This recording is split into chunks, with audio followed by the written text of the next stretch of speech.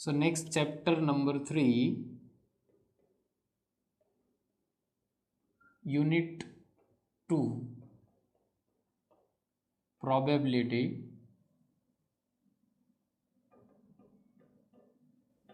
So probability आप सभी जानते हो कि probability ऐसा टॉपिक है कि जो लॉजिकल टॉपिक है। कोई भी एग्जाम्पल है, कोई भी उसका क्वेश्चन है, कोई भी फार्मूला है, उसको कुछ ना कुछ लॉजिक से आपको याद रखना पड़ेगा।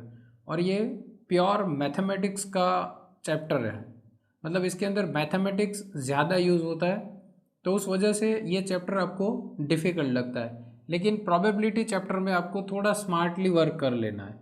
आप प्रीवियस ईयर के यूनिवर्सिटी के पेपर्स भी देख लो, 3-4 साल के आप पेपर देखोगे तो कुछ टाइप के पेपर क्वेश्चंस या तो कुछ टाइप के एग्जाम्पल्स और साथ में कुछ डेफिनेशन है जो हर बार रिपीट होती है, तो वो रिपीट होती है उस टाइप का सबसे पहले आप कर दो, तो आपको इस चैप्टर में कॉन्फिडेंस आएगा और इजीली ये चैप्टर आप कर सकते हो, क्योंकि ये मैथमेटिकल चैप्टर है इसीलिए।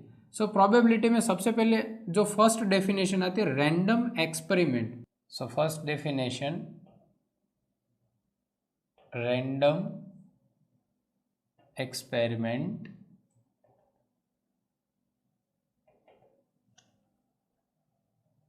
सो रैंडम एक्सपेरिमेंट में क्या है, बहुत इजी डेफिनेशन है। आपको कोई भी डेफिनेशन इस चैप्टर की हो, 2-3 बातें याद रखना है कॉमनली, कि आप जो भी डेफिनेशन का नाम है उसके रिलेटेड ही कुछ उसका मीनिंग होगा। सबसे पहले मीनिंग समझाओगे, उसके बाद में ऐसा कोई इलस्ट्रेशन और कोई डेफिनेशन ऐसी होगी जिसके अंदर मैथमेटिकल नोटेशन होगा। वो 3 बातें आपको याद रखनी है। सो रैंडम एक्सपेरिमेंट, एक्सपेरिमेंट का मतलब आप जानते हो कि कोई भी हम ट्रायल करते हैं, कोई भी ट्राई करते हैं, उसको हम कहते हैं एक्सपेरिमेंट। तो एक्सपेरिमेंट के लिए हम एक सिंपल एग्जांपल कि हम ऐसा सोचते हैं कि कॉइन को हम टॉस करते हैं, तो कॉइन को टॉस करना एक एक्सपेरिमेंट है, लेकिन उसको रैंडम एक्सपेरिमेंट हम कब कह सकते हैं? तो रैंडम का मतलब है कि जहाँ पर बायस की कोई पॉसिबिलिटी ना हो। अब बायस की पॉसिबिलिटी ना हो इसका मतलब जैसे कि हम कोई कॉइन जो है वो टॉस करते हैं, तो कई बार ऐसा होगा कि हम कॉइन को बायस कैसे कर सकते हैं, कॉइन को थोड़ा उसके शेप में चेंज कर दे जिससे हर बार आपको एक ही रिजल्ट मिले। तो यहाँ पर बात होती है अनबायस कॉइन की। तो अनबायस कॉइन मतलब जो नॉर्मल जो कॉइन है उसको हम टॉस करेंगे, तो वो टॉस करते हैं उसको हम एक्सपेरिमेंट कहते हैं। और उसको रैंडम कैसे कहते हैं, क्योंकि जो कॉइन है उसको टॉस करने से पहले हम ये नहीं कह सकते कि इसका आंसर 100% आपको हेड ही मिलेगा या तो टेल मिलेगा। मतलब रैंडम एक्सपेरिमेंट का मतलब है कि जिसके अंदर जो भी पॉसिबल आउटकम है वो सभी आउटकम्स हमें पहले से पता है, लेकिन श्योर हमें कौन सा आंसर मिलेगा वो नहीं पता। ऐसा कोई एक्सपेरिमेंट जिसको हम रैंडम एक्सपेरिमेंट कहते हैं। तो हम इसके एग्जांपल में लिख सकते हैं कॉइन, या तो फिर आप डाइस का एग्जांपल भी ले सकते हो कि डाइस को थ्रो करते हो तो 1 to 6 में से कोई भी डिजिट आपको मिल सकता है। तो इस तरीके से आपको दो एक इलस्ट्रेशन याद रखना, एक कॉइन है और दूसरा डाइस के लिए। तो ये दोनों एक्सपेरिमेंट आप याद रखो, इसको आप रैंडम एक्सपेरिमेंट की डेफिनेशन में यूज कर सकते हो। सेकंड डेफिनेशन है सैंपल स्पेस। सो सैंपल स्पेस रैंडम एक्सपेरिमेंट जैसा ही है। तो रैंडम एक्सपेरिमेंट में हमने थियोरेटिकल मतलब वर्डिंग में समझा है कि रैंडम एक्सपेरिमेंट क्या है, और उसको जब आप मैथमेटिकल फॉर्म में लिखते हो उसको हम कहते हैं सैंपल स्पेस। तो सैंपल स्पेस जो है उसको कैपिटल एस से डिनोट किया जाता है, और उसके अंदर मतलब कि जैसे कि आपने कॉइन लिया है, कॉइन को आप टॉस कर रहे हो तो उसके 2 रिजल्ट्स पॉसिबल है। जितने भी पॉसिबल आउटकम्स है वो सभी पॉसिबल आउटकम्स हम जो एक साथ लिख देते हैं, और ऐसा जो सेट है उसको हम कहते हैं सैंपल स्पेस। और दूसरा आपको लेना है डाइस के लिए, तो डाइस के लिए आप लिख सकते हो 1 2 3 4 5 6। तो ये सब पॉसिबल आउटकम्स हम जो लिख देते हैं, और ऐसा जो एक सेट है उसको हम कहते हैं सैंपल स्पेस। नेक्स्ट थर्ड है इवेंट। मतलब आपने जो ये एक्सपेरिमेंट वर्ड जो देखा और जो इवेंट है वो दोनों मोर और लेस सेम जैसे है, लेकिन वहाँ पर रैंडम एक्सपेरिमेंट में आपको एक एक्सपेरिमेंट समझा कि आप क्या क्या ट्रायल कर सकते हो कुछ इस तरीके से। लेकिन ये जो पूरा मतलब ये random experiment plus sample space, वो दोनों को आप यदि कंबाइन कर देते हो तो उसको कहते हैं इवेंट। मतलब इवेंट मतलब पूरा। आप ऐसा समझने के मतलब इस डेफिनेशन को याद रखने के लिए लिख सकते हो कि इवेंट मतलब पूरा। तो random experiment plus sample space दोनों को कंबाइन करके यदि कोई डेफिनेशन है तो वो बहुत इजीली, और टेक्स्ट बुक में 2-3 लाइन की ही सिर्फ है। मतलब यही समझा है कि ये दोनों को कंबाइन करके हम जो भी आपको रिजल्ट मिलता है उस तरीके का जो है उसको हम कहते हैं इवेंट। नेक्स्ट 4th नंबर पे कॉम्प्लीमेंट्री इवेंट।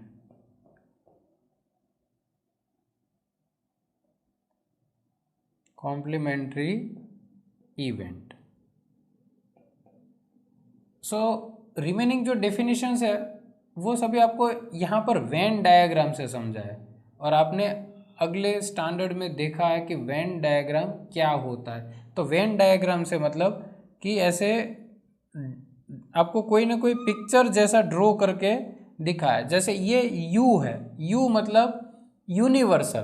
तो एक पूरा एक स्क्वायर जो है उसके अंदर में एक इवेंट, मतलब या तो फिर आप एक एक्सपेरिमेंट, रैंडम एक्सपेरिमेंट भी कह सकते हो, सैंपल स्पेस भी कह सकते हो। ऐसा मैं एक यहाँ पर ड्रॉ करता हूँ, वो उसका नाम है ये, मतलब इसको आप इवेंट भी कह सकते हो। तो ये यूनिवर्सल मतलब ये जो पूरा है उसके अंदर एक सर्कल मैंने बनाया जिसको हम नाम देते ए। अब हमने समझना है कॉम्प्लीमेंट्री इवेंट क्या है।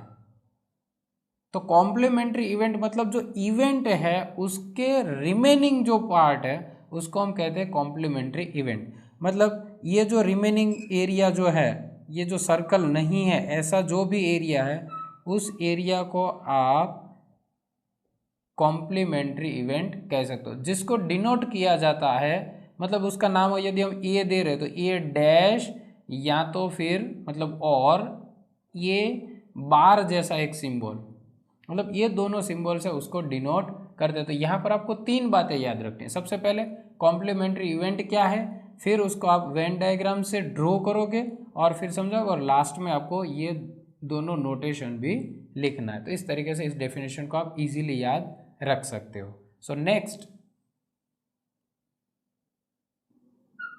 Union of events. Union of event मतलब दोनों इवेंट का एडिशन, समझने के लिए कि जो मिनिमम वर्ड में आप पूरा डेफिनेशन याद रख सकते हो। ऐसा एग्जैक्ट डेफिनेशन आपको लिखना नहीं है एग्जाम में, लेकिन वो डेफिनेशन को याद करने के लिए कुछ आपको हिंट्स चाहिए, कुछ हाईलाइट चाहिए, तो आप इस तरीके से याद रख सकते। यूनियन का मतलब है जिसके अंदर सब कुछ होता है, मतलब सब कुछ ऐड कर देना। तो यही वेन डायग्राम हम फिर से ड्रॉ करके यूनियन को समझते हैं। सबसे पहले ये यूनिवर्सल मतलब यू, और इसके अंदर मैं 2 इवेंट ड्रॉ करता हूँ, ए एंड बी। तो फर्स्ट है ए और दूसरा है बी। अब रिमेनिंग जो पार्ट है उसको हम ऐसे डार्क कर देते हैं, और इसके अंदर हमें अब देखना है यूनियन क्या है। सबसे पहले हम देखेंगे इसका नोटेशन, ए यूनियन बी। तो ये यूनियन का सिंबल है। तो यूनियन का मतलब ए एंड बी। तो यहाँ पर जो ए एंड बी दोनों जो इवेंट है, और दोनों इवेंट के इसके अंदर क्या होगा कि दोनों इवेंट मतलब ए इवेंट है और दूसरी बी इवेंट है। तो ए के अंदर आपने एक डाइस लिया है और बी के अंदर दूसरा डाइस लिया है, तो दोनों के अंदर 1 to 6 1 to 6 नंबर होंगे। तो ये दोनों के अंदर जो भी नंबर है वो सभी नंबर को हम कहते हैं यूनियन। इसका सेम ऑपोजिट एक डेफिनेशन, वो नेक्स्ट डेफिनेशन है intersection. Intersection events of events, intersection of events मतलब सेम वही वेन डायग्राम फिर से, और उसके अंदर भी हम फिर से दो event A and B draw करेंगे। अब इसके अंदर इंटरसेक्शन को जो यूनियन का सिंबल है उसका ऑपोजिट सिंबल से डिनोट किया जाता है, ये इंटरसेक्शन बी, मतलब ये इंटरसेक्शन का सिंबल है। तो इंटरसेक्शन में क्या याद रखो, दोनों में कॉमन है वो, मतलब यूनियन में सब कुछ आ जाएगा। जब इंटरसेक्शन में दोनों इवेंट में जो कॉमन है, मतलब सभी में जो कॉमन है ऐसा। तो आप यहाँ पर देख सकते हो कि ये जो मैं हाईलाइट कर रहा हूँ वो जो पोर्शन है वो दोनों में सेम है, मतलब कॉमन है, तो उसको हम कहेंगे ये intersection B. Next, difference event.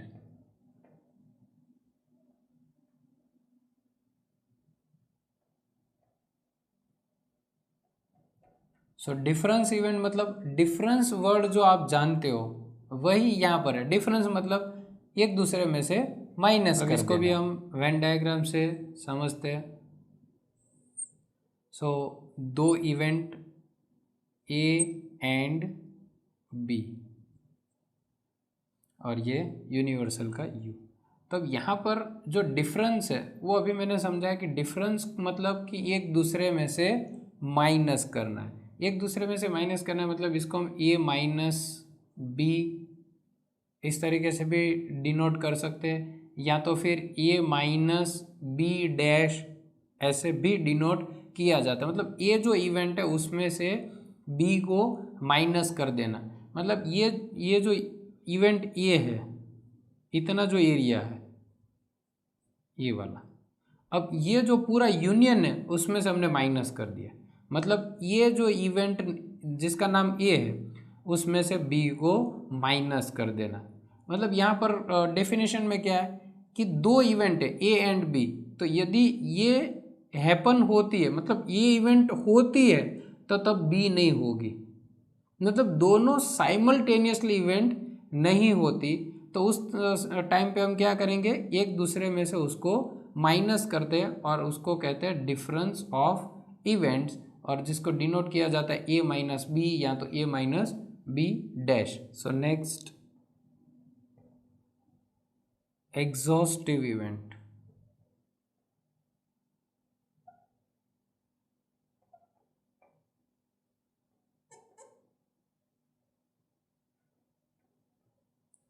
Exhaustive event के मतलब होता है कि जिसके अंदर हम सभी पॉसिबल आउटकम्स को कंसीडर कर लेते हैं। जैसे कि कॉइन है तो उसके अंदर हेड एंड टेल दोनों को कंसीडर करेंगे। दूसरा डाइस है, सो 1 2 3 4 5 6 ये सभी डिजिट को हम कंसीडर करेंगे। तो ये सभी को कंसीडर करते हैं उस ऐसी जो कोई इवेंट है तो उसको हम कहते हैं exhaustive event. Next, mutually exclusive event. Mutually exclusive event आप ऐसा समझ सकते हो कि ये जो एग्जॉस्टिव इवेंट है और म्यूचुअली एक्सक्लूसिव इवेंट जो है वो दोनों एक दूसरे के ऑपोजिट जैसे है, जैसे यूनियन और इंटरसेक्शन है उस तरीके से। तो इसके अंदर हमने क्या किया, सभी को कंसीडर किया है। तो म्यूचुअली एक्सक्लूसिव में क्या होगा, दोनों में से कोई एक, मतलब वेन डायग्राम से यदि हम समझते हैं, सो वेन डायग्राम से हम देखते हैं तो ऐसा एक स्क्वायर हमने ड्रॉ कर दिया जिसको हम यू नाम दे देते हैं। अब दो event A and event B. अब म्यूचुअली एक्सक्लूसिव में क्या है, जैसे वही हम एग्जांपल फिर से लेते हैं, हेड एंड टेल। तो कॉइन को आप टॉस करते हो तो आपको यदि रिजल्ट मिला कि हेड, तो ऑब्वियस है कि तब आपको उसी टाइम पे टेल नहीं मिलेगा। तो वहाँ पर वो जो कॉइन का जो रिजल्ट आपको मिला है और ऐसा जो कोई इवेंट है उसको हम कहते हैं कि वो म्यूचुअली एक्सक्लूसिव इवेंट है। म्यूचुअली एक्सक्लूसिव इवेंट का मतलब आप सिंपल याद रखो कि दोनों इवेंट एक साथ नहीं होगी। इवेंट ये होगी तो बी नहीं होगी। मतलब इस टाइप का जो इवेंट है उसको म्यूचुअली एक्सक्लूसिव इवेंट कहते हैं। सो नेक्स्ट है फेवरेबल केसेस। ऐसा दो डेफिनेशन है, एक लाइकली इवेंट।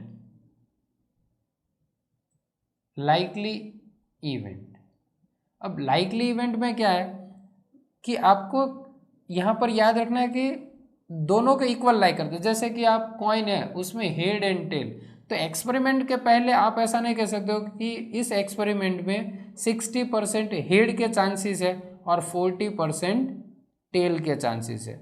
नहीं, दोनों के चांस इक्वल है, मतलब दोनों की प्रोबेबिलिटी सेम। जैसे कि यहाँ पर यदि आप हेड की प्रोबेबिलिटी लिखो और टेल की, तो 1/2 मतलब दोनों की प्रोबेबिलिटी सेम है, मतलब दोनों इक्वली लाइकली है।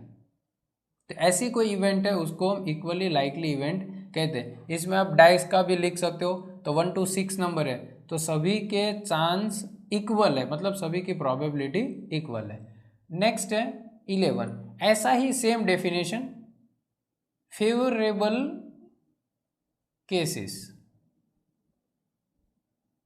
तो फेवरेबल केसेस में क्या है कि आप बायस करते हो। जैसे कि कॉइन को आप टॉस करते हो तो आप बायस करोगे कि इसमें हेड ही मिलना चाहिए, तो आप हेड को फेवर करते हो। मतलब जिसको आप फेवर करते हो, यदि ऐसा यदि कोई केस है तो इस टाइप के केसेस को हम फेवरेबल केसेस कहते हैं। Next and last, independent event.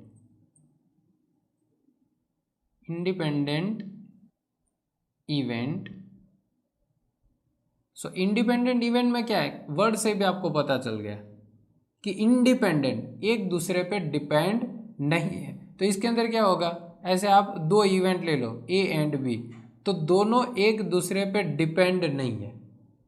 मतलब डिपेंड का मतलब क्या है कि यदि इवेंट ए को अकर होना है, मतलब इवेंट ए को यदि होना है तो वो बी पे डिपेंड नहीं है, और इवेंट बी जो है वो इवेंट ए पे डिपेंड नहीं होगा। तो ऐसी कोई दो इवेंट है तो उसको हम इंडिपेंडेंट इवेंट कहते हैं। तो ऐसी 12 डेफिनेशन है। ये जो 12 डेफिनेशन है बहुत इंपॉर्टेंट और थियरी पोर्शन के लिए बहुत बहुत इंपॉर्टेंट है। ये 12 डेफिनेशन में पेपर सेटर थियरी के और में जो थियरी पूछना है तो 12 डेफिनेशन में दोनों बार थियरी भी पूछ सकते हैं। इसके अंदर ये सब डेफिनेशन होती है, या तो फिर ऑप्शन में एक इनवर्स थियरी इसके अंदर है जिसको आप नॉर्मली प्रोबेबिलिटी चैप्टर में बेस थियरम कहते हो। तो वो थियरम कई बार या तो अल्टरनेट पेपर में आपको देखने को मिलेगा। अदरवाइज ये 12 डेफिनेशन है वो मैक्सिमम रिपीट होती है। तो इस सभी डेफिनेशन को आप अच्छे से प्रिपेयर करोगे।